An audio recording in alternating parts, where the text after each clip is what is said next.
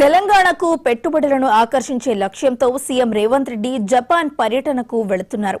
ఈ నెల 15వ తేదీన రాత్రి బయలుదేరిన సీఎం 16 నుంచి 22 వరకు అక్కడ పర్యటించి ఈ నెల 23న తిరిగి రానున్నారు. ఆయన వెంట ఐటీ పరిశ్రమల శాఖ మంత్రి శ్రీధర్ బాబు, ఐటీ శాఖ ప్రత్యేక ప్రధాన కార్యదర్శి జయేష్ రంజన్, సీఎం ముఖ్య కార్యదర్శి శేషాద్రి తదితరులు పర్యటనకు వెళుతున్నారు. ఈ బృందం జపాన్లోని టోక్యో, మౌంట్ ఫుజీ, ఒసాకా, హిరోషిమాలో పర్యటిస్తుంది.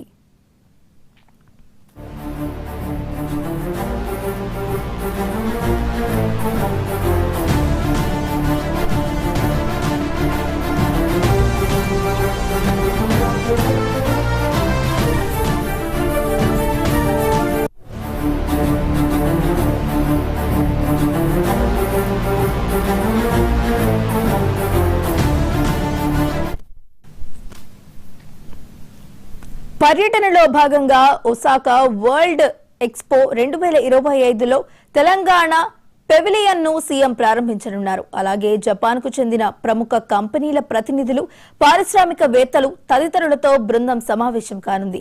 తెలంగాణలో పెట్టుబడులు, పారిశ్రామిక, సాంకేతిక సహకారంపై ప్రధానంగా చర్చలు జరుపుతోంది. కొత్త పరిశ్రమల ఏర్పాటుకు, పెట్టుబడులు పెట్టడానికి గల అవకాశాలను, అందుబాటులో ఉన్న మౌలిక సదుపాయాలు, ప్రభుత్వం ఇచ్చే ప్రోత్సాహకాలను జపాన్ పర్యటనలో ప్రధానంగా వివరించనున్నారు.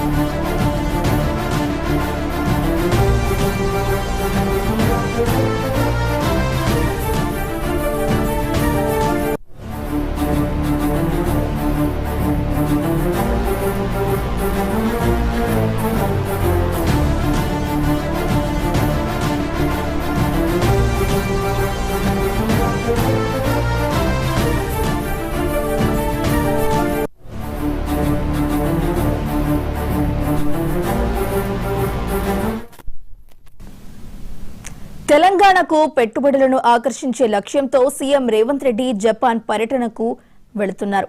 ఈ నెల 15వ తేదీన రాత్రి బయలుదేరిన సీఎం రేవంత్ రెడ్డి 16 నుంచి 22 వరకు అక్కడ పర్యటించి ఈ నెల 23న తిరిగి రానున్నారు.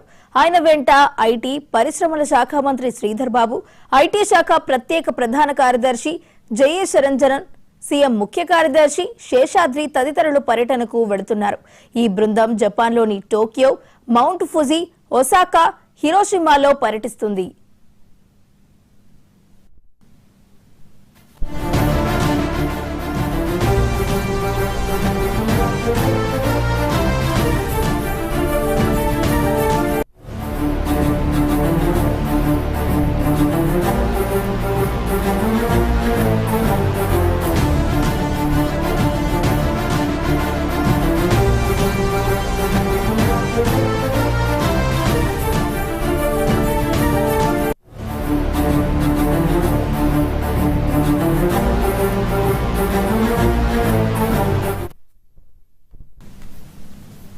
పర్యటనలో భాగంగా ఒసాకా వరల్డ్ ఎక్స్పో 2025లో తెలంగాణ పెవిలియన్ ను సీఎం ప్రారంభించనున్నారు. అలాగే జపాన్ కు చెందిన ప్రముఖ కంపెనీల ప్రతినిధులు, పారిశ్రామికవేత్తలు తదితరులతో బృందం సమావేశం కానుంది. తెలంగాణలో పెట్టుబడులు, పారిశ్రామిక సాంకేతిక సహకారంపై ప్రధానంగా చర్చలు జరుపుతుంది. కొత్త పరిశ్రమల ఏర్పాటుకు, పెట్టుబడులు పెట్టడానికి గల అవకాశాలను, అందుబాటులో ఉన్న మౌలిక సదుపాయాలు, ప్రభుత్వం ఇచ్చే ప్రోత్సాహకాలను జపాన్ పర్యటనలో ప్రధానంగా వివరించనున్నారు.